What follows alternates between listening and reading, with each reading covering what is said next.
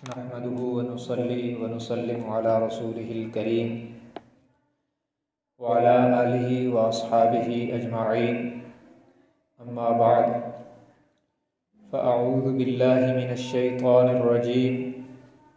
بسم الله الرحمن الرحيم الحمد لله الذي أنزل على عبده الكتاب ولم يجعل له عوجا قيما لينذر بأسا شديدا من لدنه ويبشر المؤمنين الذين يعملون الصالحات أن لهم أجرا حسنا ماكثين فيه أبدا وينذر الذين قالوا اتخذ الله ولدا وقال النبي صلى الله تبارك وتعالى عليه وسلم الدنيا سجن المؤمن وجنة الكافر أو كما قال النبي صلى الله تبارك وتعالى عليه وسلم صدق الله وصدق رسوله النبي الكريم۔ محترمات معلمات و طالبات، آج 12 نومبر 2023 بمطابق 27 جمادی الثانی سن 1445 ہجری ہم یہاں جامعہ ام حبیبہ للبنات بن حافظ جی ضلع میانوالی میں دعوت و تبلیغ کی نسبت سے جمع ہیں۔ اس وقت عالمی سطح پر جو حالات ہیں، فلسطین پر آئے دن جو صہیونیت کی طرف سے، اسرائیل کی طرف سے مظالم اٹھائے جا رہے ہیں، اس تناظر میں ہمارے بڑوں کی رائے یہ ہے کہ امام مہدی کا ظہور قریب ہے۔ تو اس لیے آج کی گفتگو میں یہ عرض کرنا ہے کہ امام مہدی کے متعلق اہل سنت کا نظریہ کیا ہے۔ ایک اہل تشیع کا عقیدہ امامت ہے، اور بالخصوص امام مہدی کے متعلق ان کا ایک نظریہ ہے اور ایک ہمارا نظریہ ہے۔ ان کا نظریہ ان کے بنیادی عقائد میں سے ہے عقیدہ امامت، اور ان کا 12 اماموں کا نظریہ ان کے ہاں بہت اہم ہے، اور ان کے نزدیک 12 اماموں میں معاذ اللہ وہ انبیاء والی خصوصیات کو مانتے ہیں، بلکہ بعض اثنا عشری تو یہ تک کہہ دیتے ہیں کہ 12 امام انبیاء سے یہاں تک کہ حضرت محمد صلی اللہ علیہ وسلم سے بھی افضل ہیں۔ ہمارے ہاں یہ عقیدہ باطل ہے۔ ہمارے نزدیک جو اہل تشیع کے ہاں 12 اماموں کی جو فہرست دی گئی ہے، ہمارے نزدیک وہ سب قابل احترام شخصیات ہیں۔ ان میں پہلا نمبر ان کے بقول حضرت علی رضی اللہ تعالیٰ عنہ کا ہے، اور وہ صحابی رسول ہیں۔ پھر حضرت حسن، حضرت حسین رضی اللہ عنہما سب صحابی رسول ہیں اور تنقید سے بالا تر ہیں، لیکن ہمارے نزدیک حضور اکرم صلی اللہ علیہ وسلم کی ذات بابرکات پر نبوت کا دروازہ بھی بند ہے، عصمت کا دروازہ بھی بند ہے۔ حضور اکرم صلی اللہ علیہ وسلم کی ذات بابرکات کے بعد کوئی نبی بھی پیدا نہیں ہو سکتا اور کوئی معصوم بھی پیدا نہیں ہو سکتا۔ اس لیے ہمارے نزدیک کوئی 12-14 معصوم نہیں۔ ہمارے نزدیک تمام صحابہ کرام محفوظ اور مغفور تو ہیں، لیکن عصمت کا دروازہ جناب نبی مکرم صلی اللہ علیہ وسلم کی ذات پر بند ہو گیا ہے۔ اب جیسے ہمارا عقیدہ ہے کہ کوئی نیا نبی پیدا نہیں ہو سکتا، اسی طرح یہ ہمارا عقیدہ ہے کہ نبوت کی خصوصیت، نبی کی خصوصیات میں سے عصمت ہے، معصوم ہونا۔ یہ خصوصیت بھی کسی کو عطا نہیں ہو سکتی۔ کوئی شخص بھی اب معصوم نہیں ہو سکتا، گناہوں سے یوں پاک ہو کہ اللہ گناہوں پر پیرا لگائے کہ اس کے قریب نہیں جانا۔ یہ حضرات انبیاء کرام کا خاصہ، اور حضور اکرم صلی اللہ علیہ وسلم کی ذات بابرکات پر جیسے نبوت کا دروازہ بند ہو گیا تو عصمت کا دروازہ بھی بند ہو گیا۔ اور دیگر وہ خصوصیات جو اہل تشیع نبیوں کی خصوصیات ان 12 اماموں میں تسلیم کرتے ہیں، اہل سنت نبی کی کوئی خصوصیت کسی امتی میں تسلیم نہیں کرتے، اور قرآن و سنت کے واضح دلائل کے ساتھ ہمارا یہ بالکل واضح اور روشن عقیدہ ہے۔ اسی طرح امام مہدی کے متعلق ہمارا ایک عقیدہ ہے اور اہل تشیع کا بھی ہے۔ ان کا یہ عقیدہ ہے کہ امام مہدی غائب ہیں، وہ 4 سال کی عمر میں غائب ہو گئے اور ابھی تک غار میں ہیں اور قرآن لے کر غائب ہیں، اور جب آئیں گے تو نیا قرآن لے کر آئیں گے جو اصلی ہوگا بقول ان کے معاذ اللہ۔ ہمارا یہ عقیدہ نہیں ہے، ہمارے نزدیک یہ عقیدہ باطل ہے۔ ہمارے نزدیک امام مہدی غائب نہیں ہے، بلکہ وہ عام انسانوں کی طرح ایک انسان ہوں گے، اور عام انسانوں کی طرح ہی پیدا ہوں گے، جوان ہوں گے، اور پھر جب حالات بگڑیں گے تو وہ مدینہ منورہ سے مکہ مکرمہ جائیں گے۔ اس خطرے کے پیش نظر کہ لوگ میری بیعت نہ کریں، انہیں حکومت کا اور منصب کا کوئی شوق نہیں ہوگا، لیکن وہاں پر بیت اللہ کا طواف کرتے انہیں پہچانا جائے گا، اور پھر بھی وہ بیعت سے انکار کریں گے، لیکن لوگ اصرار کر کے ان کے ہاتھ پر بیعت کریں گے، اور اس طرح وہ امت کی قیادت کریں گے۔ اور ان کے بارے میں جو مختلف روایات ہیں ان کا خلاصہ یہ ہے کہ وہ حسنی حسینی سید ہوں گے، یعنی والد کی طرف سے بھی اور والدہ ماجدہ کی طرف سے بھی وہ سید خاندان میں ہوں گے۔ بعض اکابر نے یہ لکھا ہے کہ وہ والد محترم کی طرف سے ان کا سلسلہ نسب حضرت علی رضی اللہ تعالیٰ عنہ سے ملے گا، اور والدہ کی طرف سے ان کا سلسلہ نسب سیدہ فاطمہ الزہرا رضی اللہ تعالیٰ عنہا سے جا کر ملے گا، وہ اصلی سید خاندان میں سے ہوں گے۔ یہ ان کی خصوصیات ہمارے نزدیک ہیں، اور آپ صلی اللہ علیہ وسلم نے فرمایا کہ ینزل من امتی بلاء من سلطانہم، کہ میری امت پر ان کے بادشاہ کی طرف سے سخت آزمائشیں اتریں گی، مصیبتیں آئیں گی، حتی ضیق الارض بما رحبت، یہاں تک کہ زمین اپنی وسعت کے باوجود ان پر تنگ کر دی جائے گی، یعنی امت مسلمہ پر زمین تنگ کر دی جائے گی۔ تو پھر فرمایا کہ پھر اللہ تبارک و تعالی میرے خاندان میں سے ایک شخص کو اٹھائیں گے اور وہ امت کی قیادت کریں گے، اور ان کی جد و جہد سے پھر امت کو غلبہ ملے گا۔ اور یہ غلبہ کوئی کرامتی نہیں ہوگا کہ وہ پھونک ماریں گے اور فتح ہو جائے گی، بلکہ حدیث میں یہ الفاظ جو آئے ہیں اس کا خلاصہ یہ ہے کہ وہ جہاد کریں گے اور لوگ ان کے ساتھ ملیں گے، اور اس جہاد کی برکت سے اللہ کی مدد آئے گی، اور اس طرح مسلمانوں کی سربلندی کا اور مسلمانوں کے عروج کا آغاز ہوگا پھر، لیکن بڑی مشکلات کے بعد ہوگا۔ اور اسی تناظر میں حدیث میں یہ الفاظ جو آئے ہیں کہ خراسان سے فوجیں جائیں گی، یہ جو سارے علاقے ہمارے پشاور کے کچھ اوپر کے اور افغانستان کے اور اس طرح کے ان علاقوں سے یہ لشکر جائیں گے، اور یہ امام مہدی کے ساتھ لڑیں گے، اور یہ بیت المقدس میں جا کر سرزمین فلسطین پر جا کر جھنڈے گاڑ دیں گے، اور انہیں اللہ کے علاوہ کوئی روک نہیں سکے گا۔ تو یہ بھی حدیث میں ہے کہ جب امام مہدی امت کی قیادت کرتے ہوئے جد و جہد کا آغاز کریں گے، جہاد کا آغاز کریں گے، تو ان کا طرز اتنا مقبول ہوگا کہ زمین والے بھی ان پر خوش ہوں گے اور آسمان والے بھی ان پر راضی ہوں گے۔ زمین میں جو بھی دانہ دفن ہوگا وہ ضرور اگے گا، اور آسمان سے موسم کے مطابق بارشیں آئیں گی، اور اس طرح خوشحالی آئے گی۔ لیکن امام مہدی دجال سے پہلے آئیں گے، جو اصل دجال ہے اس کا آنا بھی ہمارے نزدیک مسلمات میں سے ہے۔ امام مہدی اس سے پہلے آئیں گے اور وہ بعد میں ظاہر ہوگا، اور امام مہدی کا ان سے مقابلہ ہوگا، پھر حضرت عیسیٰ علیہ السلام بھی تشریف لائیں گے۔ تو لیکن علماء نے لکھا ہے کہ دجال جو مجسم دجال ہے، جو شخص دجال ہے،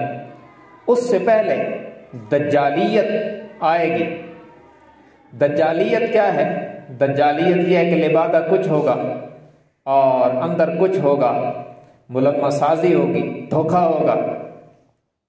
اور یہ اس وقت اگر ہم دیکھیں تو ہم دجالیت کی لپیٹ میں ہیں۔ مختلف جو چیزیں ہیں بری، گناہ کے جو کام ہیں اور جو شریعت کی منع کردہ چیزیں ہیں، ان پر ایسے لیبل لگائے کہ وہ حسین نظر آئیں اور ان کی جو نحوست ہے وہ مسلمانوں کے ذہنوں سے نکل جائے اور مسلمان ان کا شکار ہوں، لیکن کسی اور لیبل کے ساتھ ہوں، تاکہ وہ جو برائی مسلمانوں کے اندر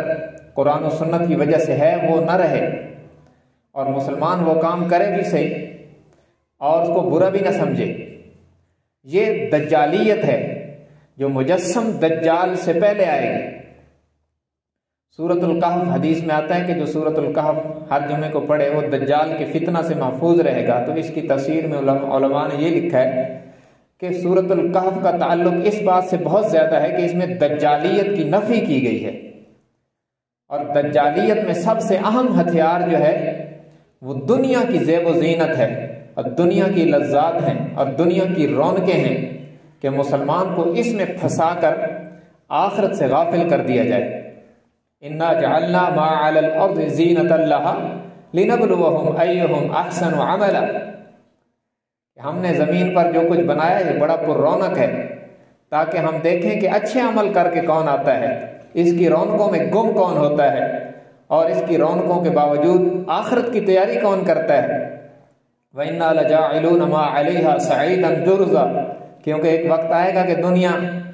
زمین پر جو کچھ ہے اس سب کو ہم ایک چٹیل میدان بنا دیں گے، اور یہ سب کچھ تو مٹ جائے گا، یعنی یہ سب کچھ تو فانی ہے، اصل تو آخرت ہے۔ تو یہ ہمارے لیے امتحان ہے، اور یہ دجالیت کا بہت بڑا ہتھیار ہے کہ کون اس کا شکار ہو جاتا ہے اور دنیا کے عارضی منافع اور دنیا کی لذات کے پیچھے لگ کر آخرت کو بھلا بیٹھتا ہے اور دین کو بھلا بیٹھتا ہے اور دین کو نظر انداز کر دیتا ہے،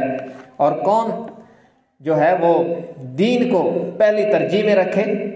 اور آخرت اس کی ترجیحات میں شامل ہو اور اللہ کی رضا اور حضور اکرم صلی اللہ علیہ وسلم کا طریقہ اس کے سامنے رہے، تو وہ جو شخص دجالیت سے بچے گا، جو مرد جو عورت، وہی اس کی برکت سے، دجالیت سے بچنے کی برکت سے اور حضور اکرم صلی اللہ علیہ وسلم کے مبارک طریقوں کے ساتھ وابستہ ہونے کی وجہ سے دجال کے بڑے فتنے سے بچے گا۔ کیونکہ حدیث میں آتا ہے، حضور علیہ السلام نے فرمایا، مسلم شریف تک کی یہ روایت موجود ہے، آپ نے فرمایا آدم علیہ السلام سے لے کر قیامت سے پہلے تک جتنے بڑے بڑے فتنے آئیں گے ان میں فتنہ دجال سے بڑا کوئی فتنہ نہیں ہوگا، یہ بہت بڑا فتنہ ہوگا۔ تو اس کا شکار وہی لوگ ہوں گے جو پہلے دجالیت کا شکار ہو چکے ہوں گے۔ یہ دجالیت اس انداز میں آتی ہے، ماضی قریب میں ہمیں اس کا اچھا تجربہ ہو چکا ہے کہ ایک شخص آیا، اس نے کہا کہ ہم پاکستان کو مدینہ منورہ کی طرز پر استوار کریں گے، جس طرح حضور علیہ السلام نے ریاست مدینہ بنائی تھی اور وہاں پر بے مثال نظام تھا اور باکمال انتظام تھا، ہم بھی پاکستان کو ایسے بنا دیں گے۔ مسلمان کی وراثت لا الہ الا اللہ ہے، اور اس سب سے پہلی کامیاب ریاست مدینہ ہے، اور ہم اس کے اصولوں کے مطابق چلیں گے، اور لوگ اس کا شکار ہو گئے۔ اور جب وہ دجالیت کا پردہ ہٹا تو اندر سے کچھ اور نکل آیا، اور پھر لوگ افسوس کرنے لگے کہ ہم نے کیا کر دیا۔ یہ دجالی فتنے یوں ہی آتے ہیں کہ کچھ اور دکھاتے ہیں اور پھر بہت برعکس کرتے ہیں۔ تو اسی طرح یہ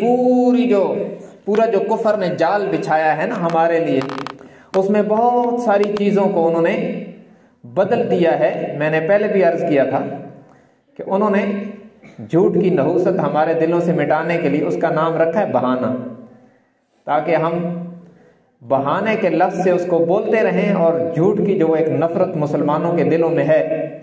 وہ نہ رہے، لیکن وہ جھوٹ بولتے رہیں۔ اور جب امت جھوٹ بولتی ہے تو آپ علیہ السلام نے فرمایا مومن سب کچھ ہو سکتا ہے لیکن جھوٹ اور ایمان جمع نہیں ہوتے۔ لیکن شیطان نے کیا کیا، اور شیطان کے چیلوں نے کیا کیا کہ اس کا نام بدلا اور اس کا نام رکھ دیا بہانہ۔ تو اب مسلمان کرتا بھی ہے اور وہ بولتا بھی ہے اور اس کی نحوست اس کے ذہن میں نہیں ہوتی، جبکہ یہ دجالی فتنے سے پہلے جو اس کی راہ ہموار کرنے والی چیزیں، ان میں آپ علیہ السلام نے فرمایا ان بین یدی الساعۃ کذابین، کہ قیامت سے پہلے جھوٹ عام ہو جائے گا، اور وہ یہ اسی طرح عام ہوگا جیسے اب ہو رہا ہے، کہ اس کے اوپر سے لیبل ہی ہٹا دیا اور بعض لوگ تو اتنی بستی میں چلے جاتے ہیں، وہ کہتے ہیں چھوڑو مولوی صاحب، یہ کوئی سچ کا زمانہ ہے، یہ سچ کا دور نہیں ہے، اب سچ سے بندہ چل نہیں سکتا۔ تو یہ ساری وہ دجال کی چالیں ہیں اور ابلیسیت کی چالیں ہیں جنہوں نے ہمیں اصل حقیقت سے دور کرنے کے لیے محنت کی ٹھان رکھی ہے، اور وہ طرح طرح کی تدبیریں کرتے رہتے ہیں۔ اسی طرح ہمارے جو نیکی کے کام ہیں، اور علماء نے لکھا ہے کہ دجال کے فتنے سے بچنے کے لیے سب سے کارگر ہتھیار ہوگا حضور اکرم صلی اللہ علیہ وسلم کی ذات بابرکات سے وابستگی، اور آپ کی ذات سے وابستگی اطاعت سے ہوتی ہے، سنت پر عمل کرنے سے ہوتی ہے، اور حضور اکرم صلی اللہ علیہ وسلم پر کثرت سے درود پڑھنے سے ہوتی ہے۔ اور اس وقت ان تمام کاموں کو امت کے عمل سے نکالنے کے لیے طرح طرح کی تدبیریں ہو رہی ہیں۔ وہ کیا ہو رہا ہے کہ سنت کی جو اہمیت ہے وہ مسلمانوں کے دلوں سے طرح طرح کے الفاظ، حسین لیبل کے ساتھ طرح طرح کے الفاظ پیش کر کے ان کے دلوں سے نکالی جا رہی۔ مثلا کہتے ہیں پاشا سنت کوئی ضروری ہوتی ہے، ضروری تو فرض ہوتا ہے، اور حساب تو فرضوں کا ہوگا، یہ تو پڑھ لیں تو ثواب ہے، نہ پڑھو تو گناہ نہیں ہے۔ یہ وہ خطرناک قسم کے وہ الفاظ ہیں جو ہم سے حضور اکرم صلی اللہ علیہ وسلم کا تعلق جو ہے ہمارا حضور صلی اللہ علیہ وسلم کی ذات کے ساتھ، اسے کمزور کیا جا رہا ہے۔ تو اس لیے اس دور میں اطاعت رسول صلی اللہ علیہ وسلم کی اہمیت پہلے سے کہیں بڑھ کے ہے کہ ظہور دجال کا وقت بڑا قریب ہے، امام مہدی کے ظہور کا وقت بڑا قریب ہے، اور بہت بڑا فتنہ آنے والا ہے۔ تو اس سے بچنے کے لیے ہمیں حضور اکرم صلی اللہ علیہ وسلم کی ذات بابرکات سے گہری وابستگی پیدا کرنی ہے،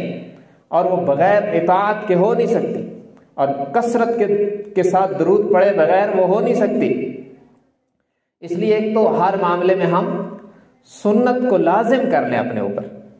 اور درود شریف کی کثرت کریں۔ اس وقت ہم مجموعی طور پر یہ عبادت، اس کی کثرت تو کم از کم چھوڑ ہی چکے ہیں۔ ہم درود پڑھتے ہیں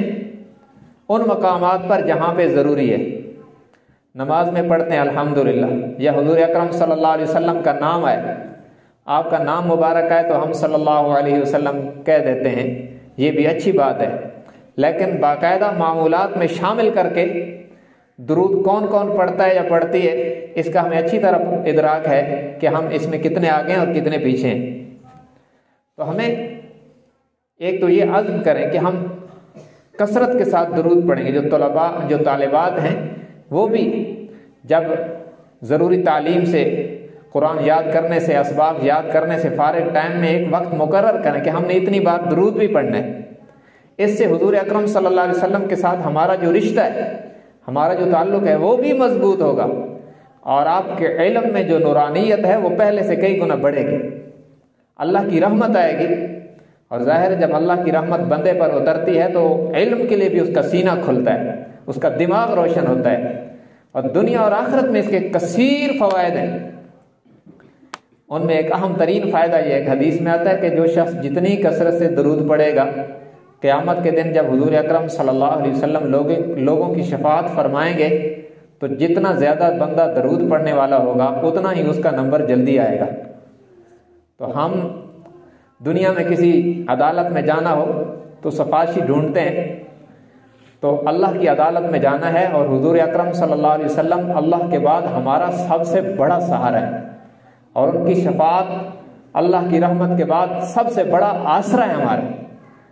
اور ان کی شفاعت کے لیے جلدی نمبر اگر ہم لگوانا چاہیں تو اتنا زیادہ درود پڑھیں گے، جتنا زیادہ درود پڑھیں گے اتنا ہی جلدی حضور اکرم صلی اللہ علیہ وسلم کی سفارش کے لیے، اور مقبول سفارش جس کے لیے حضور علیہ السلام کی سفارش حشر میں ہو جائے گی، اس کی نجات تو یقینی ہوگی۔ تو مقبول سفارش میں جلدی نمبر لگوانے کے لیے زیادہ درود پڑھنا ہوگا ہمیں۔ اس سے حضور اکرم صلی اللہ علیہ وسلم کے ساتھ رشتہ بھی، تعلق بھی مضبوط ہوگا، اطاعت کی توفیق بھی زیادہ ہوگی، اللہ کی رحمت بھی آئے گی، اور دماغ بھی ہمارا روشن ہوگا، علم کے اندر بھی پہلے سے زیادہ نورانیت، روحانیت آئے گی۔ اس لیے یہ کام ہمیں کرنا ہے۔ تو بہرحال میں یہ عرض کر رہا تھا کہ امام مہدی تشریف لائیں گے اور ان کا آنا اور ان کا امت کی قیادت کرنا ہمارے نزدیک یہ مسلمات میں سے ہے۔ یہاں تک علماء نے لکھا ہے کہ اتنی کثیر روایات ہیں امام مہدی کے متعلق کہ ان کا انکار ایک عقیدے کا انکار ہے، اس لیے ہم ان کی آمد کو تسلیم کرتے ہیں اور ہمارا عقیدہ ہے کہ وہ تشریف لائیں گے، امت کی قیادت فرمائیں گے اور ان کے ساتھ ہو کر جہاد میں شریک ہونے والے خوش نصیب ہوں گے۔ اور ایسا بھی ہوگا کہ بعض لوگ کلمہ پڑھنے کے باوجود ان کے مخالف گروپ میں کھڑے ہوں گے اور ان کے ساتھ مزاحمت کریں گے، اور یہ بدبختی کی اعلیٰ ترین مثال ہوگی اس دور میں کہ کلمہ پڑھنے والے بھی بعض بدبخت انہیں تسلیم نہیں کریں گے، وہ دجالیت کی لپیٹ میں آ جائیں گے اور بظاہر تو کلمہ پڑھیں گے لیکن اندر سے بالکل نور ایمان سے خالی ہوں گے اور وہ ان کا ساتھ نہیں دیں گے۔ لیکن کچھ اہل اللہ ہوں گے، اللہ والے ہوں گے، جن کے دل روشن ہوں گے اور وہ ان کو پہچانیں گے اور ان کا ساتھ دیں گے، ان کے ساتھ لڑیں گے۔ لیکن ادھر سے مجسم دجال جو مکمل طور پر یہود کا نمائندہ ہوگا وہ بھی سامنے آئے گا اور بہت بڑا جہاد ہوگا۔ حدیث میں اس کے لیے الفاظ ہیں الملحمۃ العظمی، اور بعض روایات میں ہے الملحمۃ الکبریٰ، اور آپ کو پتہ ہے دونوں اس میں تفضیل مؤنث کے صیغے ہیں، سپرلیٹو ہیں۔ بہت بڑی جنگ، بہت عظیم جنگ، اس میں حدیث میں آتا ہے اتنی بڑی جنگ ہوگی، کفر اور اسلام کی اتنی بڑی جنگ ہوگی کہ ہر طرف لاشیں بکھریں گی، اور حدیث میں آتا ہے ایک پرندہ اڑے گا اور وہ دیکھے گا کہ میں ایسی جگہ پر زمین پر گروں جہاں پہ لاش نہ ہو، تو وہ تھک کے گرے گا تو تب بھی لاشوں پر گرے گا، خالی زمین اسے نظر نہیں آئے گی۔ اتنا بڑا قتل و قتال ہوگا، لیکن جو امام مہدی کے ساتھ ہو کر دجال سے مسلمان لڑیں گے وہ شہادت کا اعلیٰ درجہ پائیں گے، اور جو لوگ اس کے فتنے کا شکار ہوں گے وہ دنیاوی زیب و زینت میں اس وقت بہت آئیڈیل ہوں گے، دنیا ان کے ساتھ ریل پیل ہوگی، دنیا کی زیب و زینت ہوگی اور دنیاوی طور پر وہ بڑے خوشحال ہوں گے، جیسے آج کے دور میں کہتے ہیں ترقی یافتہ ہیں، انہوں نے دنیا میں جنت سجا رکھی ہے۔ دجال کے ساتھ دینے والے لوگ ایسے ہی خوشحال ہوں گے، دنیا کی عارضی زندگی ان کے لیے جنت کے منظر پیش کرے گی، اور دجال کو اللہ تبارک و تعالی اس وقت آزمائش بنا کر لائیں گے، تو وہ جتنی طاقتیں دنیا میں ہو سکتی ہیں کسی انسان کے ساتھ اس وقت اس کے ساتھ ہوں گے، بڑے بڑے عجیب کام کرے گا، اور حدیث میں آتا ہے اعور، وہ کانا ہوگا۔ بعض علماء نے اس حدیث کا مطلب لکھا کہ اعور کا مطلب یہ ہے کہ انسان کی دو آنکھیں، ایک اس کی روحانی آنکھ ہے، ایک اس کی جسمانی آنکھ ہے، چہرے پر دو آنکھیں ہیں، اور دل کی بھی آنکھیں ہوتی ہیں جس کو بصیرت کی آنکھیں کہتے ہیں۔ چہرے پر آنکھیں بصارت کی آنکھیں ہیں، یہ ظاہر دیکھتی ہیں، دل میں آنکھیں بصیرت کی آنکھیں ہیں جو حقیقت کا ادراک کرتی ہیں۔ تو حدیث میں ہے کہ بعض محدثین نے اس کا مطلب یہ لکھا کہ اعور کا مطلب یہ ہے کہ اس کے فتنے کا جو شکار ہوگا اس کی ظاہری آنکھ تو کام کرے گی، اس کی دل کی آنکھیں بند ہو جائیں گی، وہ حقیقت کا ادراک نہیں کر پائے گا، اسی کو سب کچھ سمجھ بیٹھے گا اور وہ خدائی کا دعویٰ کرے گا، وہ کہے گا کہ میں ہی خدا ہوں، میں ہی تمہارا اللہ ہوں اور میں ہی سب کچھ ہوں۔ اور جو لوگ اس کو تسلیم کریں گے ان کے اوپر تو دنیا بس بچھ جائے گی اور سب کچھ ان کے لیے آسان ہو جائے گا، اور جو لوگ اسے تسلیم نہیں کریں گے ان کے لیے دنیا سجن المومن، دنیا مومن کے لیے قید خانہ ہے، اور حقیقی طور پر اس کا ظہور ہوگا ان لوگوں کے ساتھ جو دجال کا ساتھ نہیں دیں گے اور اسے نہیں مانیں گے اور اس کی مزاحمت کریں گے، تو وہ آزمائشوں میں مبتلا ہو جائیں گے۔ حدیث میں ہے، یہ آپ کی فضائل اعمال میں بھی لکھا ہے کہ دجال کے زمانے میں اہل ایمان کی غذا سبحان اللہ الحمدللہ ہوگی، ورنہ دنیا تو ان پر تنگ کر دی جائے گی، لیکن یہ وقت گزر جائے گا، ہمیشہ نہیں رہے گا۔ دجال دنیا میں 40 دن رہے گا اور پوری دنیا کی سیر کرے گا، اور بڑی بڑی آزمائشیں اس کے ساتھ ہوں گی، بڑے بڑے عجیب کرتب کرے گا، اور وہ کام جو پہلے انبیاء کے معجزوں سے ہوتے تھے یہ دجال کی ابلیسی فتنہ اور اس کی چالوں سے ہونے لگیں گے۔ اس کسی کوڑی کے مرض کے اوپر ہاتھ پھیرے گا تو وہ ٹھیک ہو جائے گا، نابینا کی آنکھوں پہ ہاتھ پھیرے گا تو وہ دیکھنے لگے گا۔ یہ ساری جو وہ کام ہے سارے جو قرآن میں انبیاء کے معجزوں میں ذکر ہیں حضرت عیسیٰ علیہ السلام کے، وہ اپنے اس کاریگری اور کرتبوں سے کرنے لگے گا، اور بڑے بڑے لوگ اس کا شکار ہوں گے۔ حدیث میں آتا ہے سب سے زیادہ فتنہ دجال کا شکار ہونے والی تعداد عورتوں کی ہوگی، کیونکہ یہ کرتبوں کا جلدی شکار ہو جاتے ہیں۔ حدیث میں آتا ہے ایک شخص گھر کا سربراہ مومن ہوگا اور وہ عورتوں کو زنجیر میں باندھے گا، اور یہ توڑا توڑا کے زنجیروں کو توڑ توڑ کے اس دجال کے فتنہ میں شامل ہوں گے، کیونکہ یہ کمزور ہے اور جلدی فتنوں کا شکار ہو جاتی ہیں، اور کرتب جہاں بھی دیکھیں تو اس کو پیر مان لیتے ہیں، تو یہ زیادہ شکار ہوں گے۔ اس لیے اس فتنہ سے پناہ مانگنی چاہیے۔ حضور علیہ السلام تو ہر نماز کے بعد دعا فرماتے تھے، اللہم انی اعوذ بک من فتنۃ القبر وعذاب القبر، اللہم انی اعوذ بک من عذاب النار واعوذ بک من فتنۃ المسیح الدجال۔ یہ حضور علیہ السلام کی دعاؤں میں باقاعدہ شامل تھا، ہمیں بھی اس کو دعاؤں میں شامل کرنا چاہیے کہ یا اللہ میں آپ کی پناہ چاہتی ہوں یا چاہتا ہوں دجال کے فتنہ سے۔ اتنا بڑا فتنہ ہوگا، اور حدیث میں آتا ہے کہ اس کے ساتھ کچھ لوگ ابلیس شیطان، کچھ شیاطین مر جانے والوں کی شکلیں اختیار کر کے اس کے ساتھ آ جائیں گے، اور وہ جو ان کو نہیں مانیں گے ان کو کہیں گے مجھے نہیں جانتے، میں تو تمہارا باپ ہوں۔ اس کا باپ مرا ہوگا تو وہ کہے گا میں تو تمہارا باپ ہوں، میں نے تمہیں پالا ہے، اور میں اب مجھے جو ہے نا اس نے مر کے زندہ کر دیا ہے اور میں کہتا ہوں یہ حق ہے۔ تو بہت خطرناک فتنہ ہوگا۔ جن کی اللہ نے دل کی آنکھیں کھلی رکھی اور جو قرآن و سنت سے وابستہ رہے اور جن کا تعلق حضور اکرم صلی اللہ علیہ وسلم کے ساتھ جتنا مضبوط ہوگا اتنا ہی اس فتنہ سے دور رہیں گے۔ امام مہدی اس کے ساتھ جہاد کریں گے، قتل و قتال ہوگا، جنگ ہوگی، لوگ شہید ہوں گے، اور ایک شخص شہید ہوگا جس کو حضور علیہ السلام نے فرمایا اس وقت میری امت کا شہید اکبر، سب سے بڑا شہید ہوگا۔ وہ کون ہوگا؟ آپ نے فرمایا کہ دجال اسے بلائے گا اور کہے گا کہ مجھے رب مانتا ہے، وہ کہے گا تجھے رب نہیں مانتا، تو پکا کافر ہے۔ تو وہ اس کے 2 ٹکڑے کر دے گا، اس کو دونوں ٹکڑے کر کے درمیان سے گزر کے اس طرف جائے گا، پھر اس کے درمیان سے گزر کے ادھر آ کر اس کو دوبارہ کھڑا کر دے گا، اور پھر کہے گا اب مجھے رب مانتا ہے، میں نے تو تجھے مرنے کے بعد زندہ کر دیا۔ تو وہ کہے گا کہ اب تو مجھے پہلے سے زیادہ یقین ہے کہ تو پکا کافر ہے،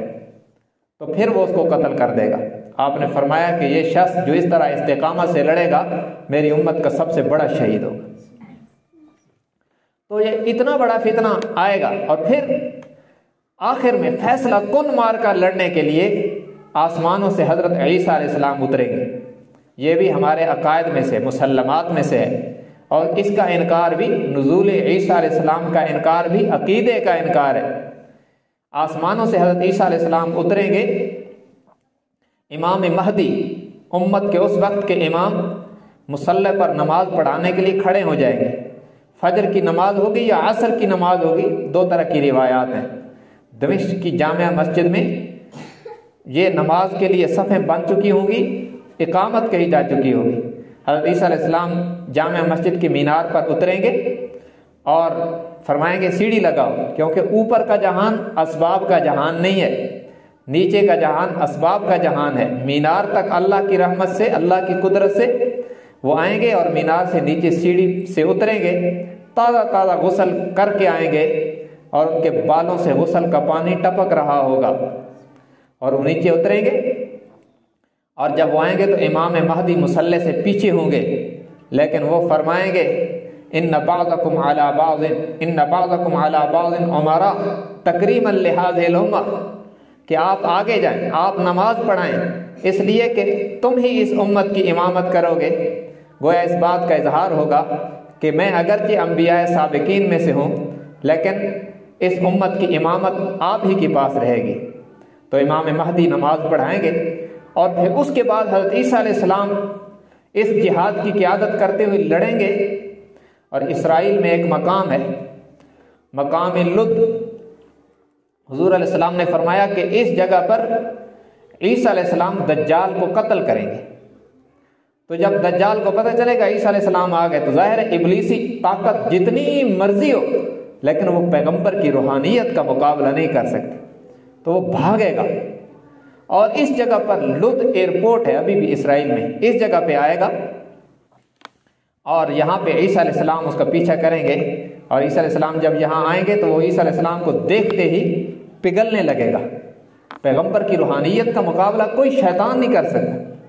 وہ انہیں دیکھتے ہی پگھلنے لگے گا۔ اور علماء نے یہاں پر جو جدید علوم پر نظر رکھتے ہیں علماء کرام، انہوں نے ایک بات لکھی ہے، وہ یہ کہ دجال بھاگ کر کسی پہاڑی سلسلہ میں نہیں جائے گا، یہاں پر کیوں آئے گا؟ اس لیے کہ یہاں پر اسرائیل نے یہ ایئرپورٹ بنا رکھا ہے، اس میں ایک فضائی ایئرپورٹ بھی ہے جس سے وہ خلا میں جاتے ہیں، تو دجال بھاگ کے یہاں آئے گا کہ میں خلائی شٹل پہ بیٹھ کر خلا میں بھاگ جاؤں اور فضا میں چلا جاؤں، لیکن وہ بھاگ نہیں پائے گا، اور عیسیٰ علیہ السلام اس کو قتل کر دیں گے، اور ان کے بعد پھر امت پر خوشحالی کا دور آئے گا، اور وہ جو پہلے زمانے میں برکتیں ہوتی تھیں وہ دوبارہ امت پر اتریں گی۔ حدیث میں آتا ہے کہ اس دور میں پھر عیسیٰ علیہ السلام یہاں پہ حکومت کریں گے، اور اتنی برکات آئیں گی کہ ایک انار پورے خاندان کو کافی ہو جائے گا، اور اتنا بڑا اس کا چھلکا ہوگا کہ لوگ اس کے چھپر بنائیں گے اور نیچے بیٹھا کریں گے، اور اتنی بڑی بڑی برکات کا پھر نزول ہوگا۔ اور پھر کچھ وقت وہ روایات میں مختلف اس کی مقدار آئی ہے، بعض میں 7 سال، بعض میں کم و بیش، کہ عیسیٰ علیہ السلام یہاں پہ دنیا پہ حکومت کریں گے، صلیب کو توڑ دیں گے، دنیا سے عیسائیت کا خاتمہ ہو جائے گا، یہودیت مٹ جائے گی۔ حدیث میں آتا ہے کہ اگر یہودی کسی پتھر اور درخت کے پیچھے پناہ لے گا تو وہ بھی آواز دے کے بتائے گا کہ میرے پیچھے یہودی ایسے قتل کر دو۔ یہ جو آج ہمیں مار رہے ہیں فلسطین میں، ان کا ایک بھی زندہ نہیں رہے گا انشاءاللہ، ایک وقت آنے والا ہے۔ تو پھر خوشحالی آئے گی، اور جتنا وقت اللہ کو منظور ہوگا حضرت عیسیٰ علیہ السلام امام مہدی دنیا پر رہیں گے، پھر ان کی وفات ہوگی، اور حضرت عیسیٰ علیہ السلام حضور اکرم صلی اللہ علیہ وسلم اور حضرات شیخین ابو بکر و عمر رضی اللہ عنہما کے ساتھ روضہ اطہر میں جگہ باقی ہے، وہاں دفن ہوں گے، اور پھر رفتہ رفتہ پھر بگاڑ پیدا ہوگا، اور پھر جو اشرار الارض قرب قیامت میں بہت گندے قسم کے لوگ آئیں گے، ان پر قیامت آئے گی۔ لیکن اس سے پہلے یہ دجالیت کا جو فتنہ ہے، اس وقت ہم اس کی لپیٹ میں ہیں، اور اس سے بچنے کے لیے ایک تو سورہ کہف کا ورد رکھیں، ہر جمعے کو اسے ضرور پڑھیں۔ بعض روایات میں ہے سورہ کہف کی پہلی آیات، بعض میں آخری آیات کا ذکر بھی ہے، جو پڑھے وہ فتنہ دجال سے محفوظ رہے گا یا رہے گی۔ اور بعض اکابر نے اور بعض روایات میں سورہ کہف مطلقاً آئی ہے، تو اس لیے جمعے کو خاص طور پر سورہ کہف کی تلاوت کی جائے، پوری سورہ کہف کی، تاکہ اس کی برکت سے ہم لوگ فتنہ دجال سے محفوظ رہیں، کیونکہ یہ بہت بڑا فتنہ ہے اور بہت خطرناک فتنہ ہے، اور اس سے محفوظ رہنے کی یہ سورہ کہف بھی پڑھیں، اور اطاعت رسول کو لازم سمجھیں، زیادہ سے زیادہ سنت پر عمل کی کوشش کریں، اور کثرت سے درود پڑھیں، اور تلاوت قرآن اور صبح شام کی جو مسنون دعائیں ہیں ان کا اہتمام کریں، اور اپنے مظلوم مسلمانوں کے لیے، بچوں کے لیے، ماؤں بہنوں کے لیے دعاؤں کا بھی اہتمام کریں، ہماری یہ ذمہ داری بنتی ہے۔ اور ہم اس فتنے کی خطرناک عزائم کو سمجھ کر فکر مند بھی ہو جائیں کہ ہم نے اللہ سے مدد مانگ کے اس سے بچنا ہے، بچے گا وہی جس کے ساتھ اللہ کی مدد ہوگی، ورنہ اپنی طاقت سے کوئی نہیں بچ سکتا، اللہ کی مدد سے ہی ہم اس کے فتنے سے بچیں گے۔ تو دعا بھی کریں اللہ تبارک و تعالی ہم سب کو اس طرح کے تمام فتنوں سے محفوظ فرمائے اور ہماری حفاظت فرمائے۔ وآخر دعوانا ان الحمد للہ رب العالمین، الحمد للہ رب العالمین، اللهم اعنا على ذكرك وشكرك وحسن عبادتك۔